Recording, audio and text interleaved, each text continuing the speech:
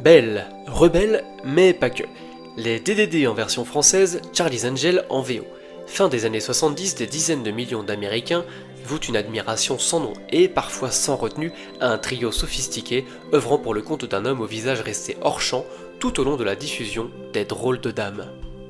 Jill, Sabrina et Kelly, qui ont constitué la première équipe d'agentes secrètes, ont connu un succès fulgurant, jusqu'à réaliser une prouesse inédite dans les médias américains. Mais un demi-siècle après le début de cette aventure, le débat reste ouvert. Chic et kitsch, la série a-t-elle servi de marchepied aux protagonistes féminins pour leur permettre d'endosser des rôles plus pondérants, ou bien les Drôles de Dames ont-elles été servilisées au bénéfice d'un public avant tout masculin et un brin voyeuriste sur les bords?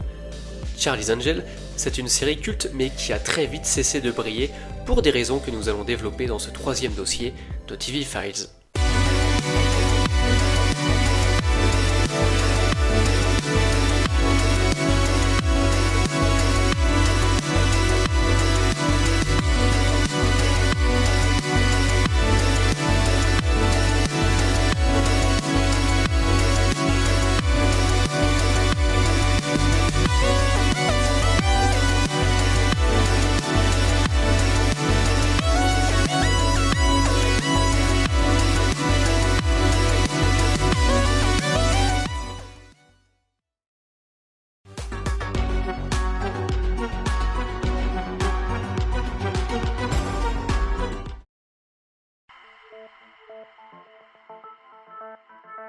Dans les années 70, les séries anglophones sont incarnées par les mâles.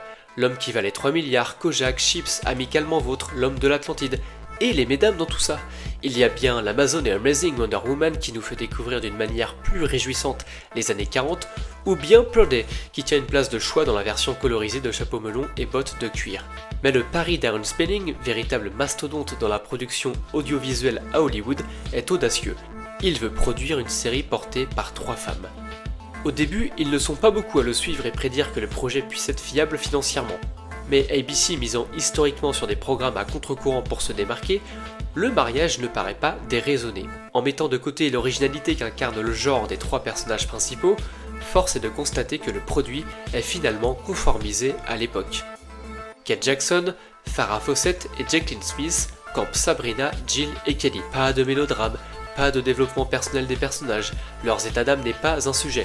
Ce qui pouvait amener de la frustration pour des comédiens assez peu accomplis avec ce type de parti pris, on privilégie l'action des tournages endiablés pour ce qui est du rythme et quitte à mettre 3 demoiselles en avant, autant qu'elles présentent des atouts télégéniques. Il fait toujours beau, il fait toujours chaud, la photographie est laiteuse, Drôle de Dames c'est un peu les vacances dans chaque scène de chaque épisode. Visuellement ça pétille. Si les actrices perçoivent un cachet très confortable, une part non négligeable du budget passe dans la costumerie. Pas moins de 8 tenues personnalisées sont réservées à chacune des dames par épisode. Farrah Fawcett par exemple a été habillée par le designer français Jean-Charles de Castelbajac. Drôle de Dames, c'est un concept assumé jusqu'au bout. La série, c'est elle, et pas eux. En VO, Charlie's Angels renvoie à l'employeur du trio. Au début, les producteurs avaient jeté leur dévolu sur Harry's Angel, mais une série du nom de Harry O se tenait au cœur des années 70. Le nom de Charlie fut ainsi retenu. Or, ce Charlie, qui n'apparaît que 2 fois dans le pilote, ne dévoile que ses bras, ses jambes ou son dos dans un épisode de la saison 2. On sait simplement qu'il apprécie la présence féminine puisqu'il est fréquemment entouré de demoiselles dans ses apparitions. Ses interventions sont uniquement orales. Quant au protagoniste chargé de faire le lien entre Charlie et ses Drôles de Dames, c'est John Bosley, un personnage effacé mais rassurant. Pas vraiment le charisme pour faire de l'ombre aux 3 vedettes. La saison 1 des Drôles de Dames est un carton plein pour ABC, si bien que les 3 actrices principales sont honorées par une distinction historique. You mean if he hits a win streak with a 40,000, he'll stay on the right side of the law and you can't touch him?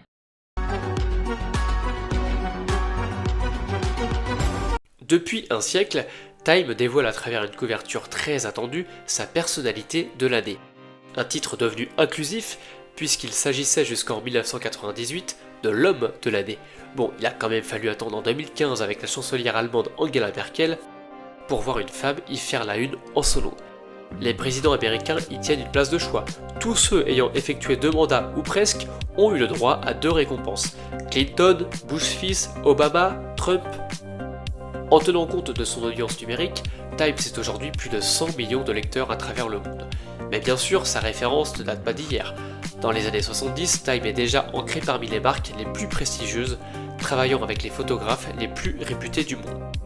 Devant le succès inouï et immédiat des Drôles de Dames, Kate Jackson, Farrah Fawcett et Jacqueline Smith deviennent les premières femmes issues d'une série télévisée à faire la couverture du Time.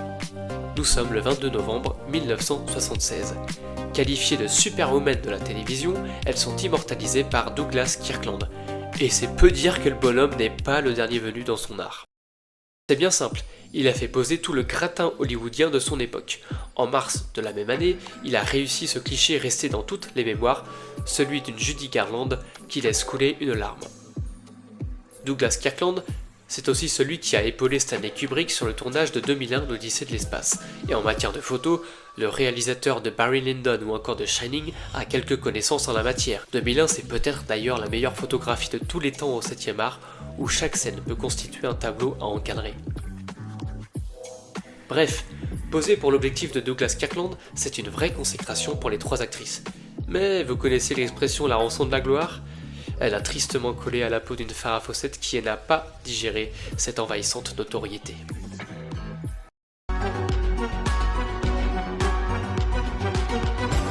Son look a fait décoller le marché du sèche-cheveux et du fer à friser. Des trois, c'est Farrah Fawcett qui a été la plus exposée après le succès de cette première saison des Drôles de Dames. Si bien qu'elle traînera les producteurs en justice pour faire rompre son contrat qui prévoyait une présence dans le show sur un total de 5 saisons. Celle qui a vendu 16 millions de produits dérivés à son effigie a mal supporté deux choses. Deux choses qui l'ont conduite à se mettre en retrait alors qu'une importante revalorisation salariale l'attendait en saison 2. Tout d'abord, Farrah, plus encore que ses deux partenaires brunes, suscitait les convoitises des fans qui venaient de plus en plus nombreux et se rapprochaient dangereusement des lieux de tournage. La sécurité des actrices devenant une problématique difficilement gérable, des gardes du corps ont été déployés pour tenir les curieux à distance respectable. Et puis, on l'a brièvement évoqué plus tôt dans ce sujet, artistiquement parlant, la série n'offrait pas un terrain de jeu très varié. Pas de dramaturgie mais plutôt une stature. On n'était pas loin du Sois belle et tais-toi, bien qu'à l'écran on présentait des personnages décomplexés, réfléchis, capables d'appréhender toutes les situations pour mener à bien leur mission. À la fin des années 70, en marge de la promotion du film Sunburn, la comédienne a réservé quelques interviews à des médias français pour revenir aussi sur son départ fracassant de la série. Parmi les intervieweurs, un certain Michel Drucker. Est compliqué de hiérarchiser les raisons qui l'ont poussé à la démission, mais au-delà d'un jeu cadenassé, c'est l'image, renvoyée par la série et donc développée au gré des épisodes par l'actrice et ses partenaires de jeu qui lui ont hérissé le poil. La mode maillot de bain et tenue moulante, ça va 2 minutes, mais la comédienne aimerait faire autre chose, renvoyer des ondes différentes. À Paris Match, pour le 1499e numéro, paru en février 1978, elle décrit: les producteurs me demandent trop souvent de paraître en bikini, ou simplement vêtu d'une serviette de bain pour boucher les temps morts des histoires policières dont je suis l'héroïne. On a dans cette phrase un condensé des deux reproches formulés par la comédienne qui finira par avoir gain de cause. En contrepartie, elle devra néanmoins s'acquitter d'un rôle de guest dans 6 épisodes de la série. Des 3 Drôles de Dames originelles, c'est celle qui est restée dans la postérité, alors qu'elle est la première matelot à avoir quitté le navire. Privée de soutien-gorge dans ces scènes, Farrah Fawcett a attiré forcément les regards, ce qui va nous amener à la partie suivante de cette vidéo. Si elle était diffusée de nos jours, la série serait-elle en odeur de sainteté auprès des mouvements féministes ?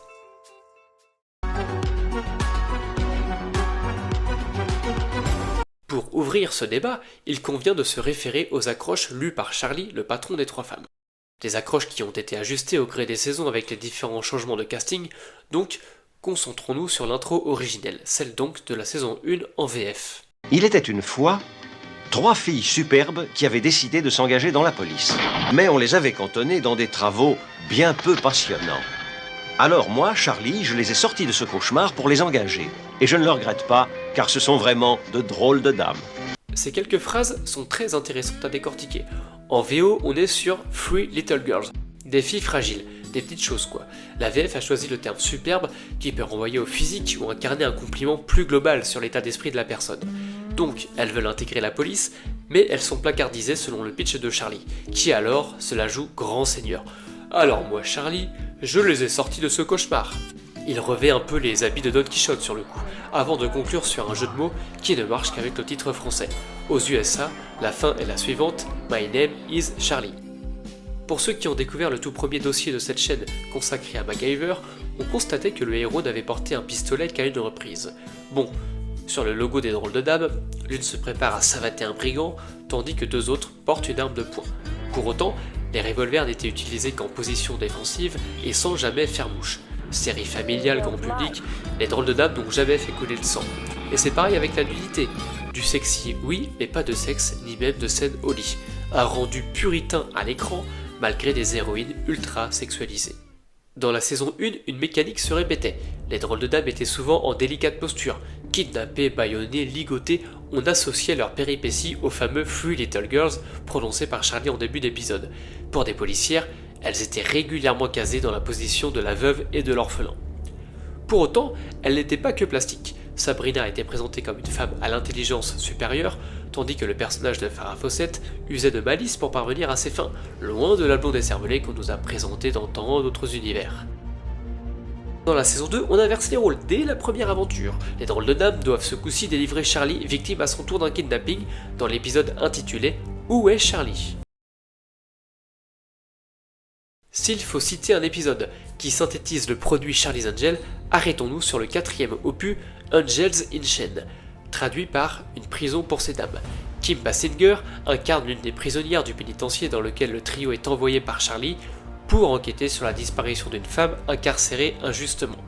Les drôles de dames sont elles aussi piégées par un shérif qui glisse dans leur coffre un sachet de drogue. Et là, on retrouve les recettes d'un genre très spécial. Détenus UES, déshabillés, humiliés, décontaminés, forcés de se prostituer, gardiens et gardiennes sadiques qui multiplient les remarques sur le physique des prisonnières, des menaces et de la corruption à tire-larigot. Cet épisode qui a énormément fait causer à l'époque est un clin d'œil moqueur ou hostile à un sous-genre de film d'exploitation, les Women in Prison Movies. Pas de puritanisme, mais bien de l'érotisme, voire de la pornographie. Et très honnêtement, les 10 premières minutes d'Angel in Chains sont à s'y méprendre avec les longs métrages de ce type, la pudeur en plus bien évidemment. Au sortir de cette intrigue, on peut noter avec quel allant Charlie avait indiqué en début d'épisode avoir tout organisé pour envoyer ses agentes au pénitencier. Thanks, Sabrina. And I've already made arrangements for you three to go to prison.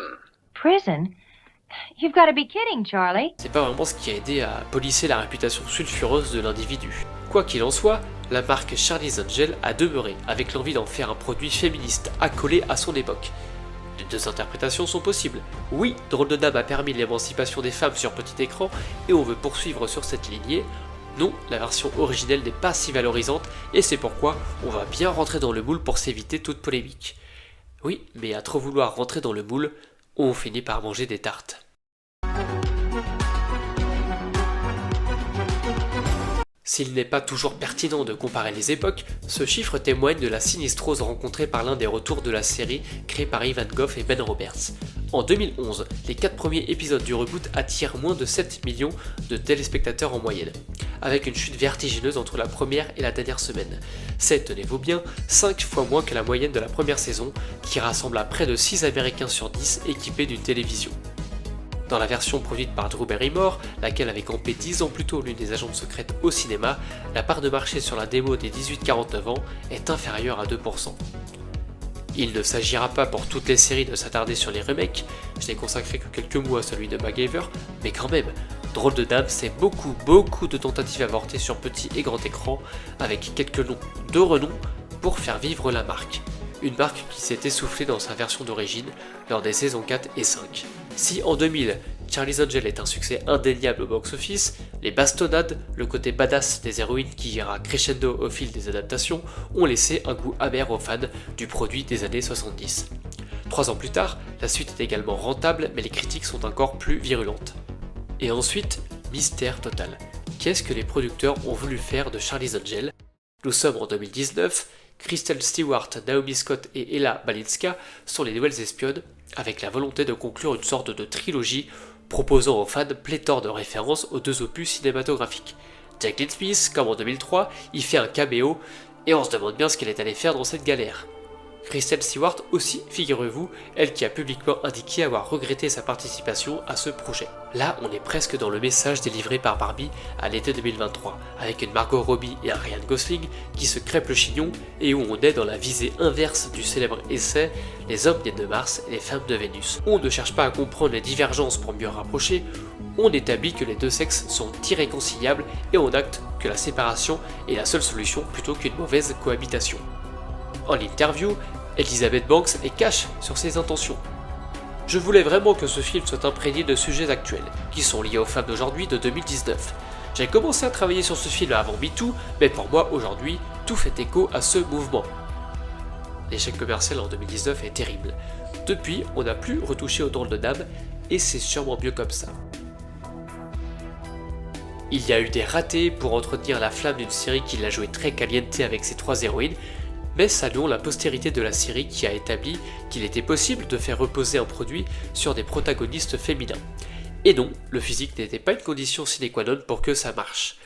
Sans les Charlie's Angels, aurait-on par exemple lancé dès 1984 la célèbre série policière arabesque avec l'inoubliable Jessica Fletcher incarnée par Angela Lansbury, un personnage qui s'apprête à revivre sous les traits de Jamie Lee Curtis. Citons également Charmed, série qui remet à l'ordre du jour le concept du trio d'héroïnes. Des héroïnes qui furent pour le coup interchangeables, Rose McGowan ayant brillamment remplacé Shannon Doherty en saison 4. Enfin, une série d'animation qui n'aurait pas existé sans les drôles de dames et qui fêtera l'an prochain son 25e anniversaire.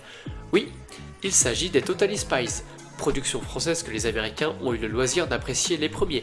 Le parallèle entre les Spies et les anges est plus qu'évident, Jerry tenant dans l'animé le rôle occupé par Charlie. Merci pour les travaux mes chers drôles de dames. Je n'oublie pas Cheryl Lade, Shelley Hack et Tanya Roberts qui ont également fait vivre la série d'espionnage. Une pensée particulière pour Tanya Roberts et Farrah Fawcett qui nous ont quittés, tout comme David Doyle, l'interprète de John Bosley. Un grand bravo pour ce générique également, tant pour la musique que pour l'animation.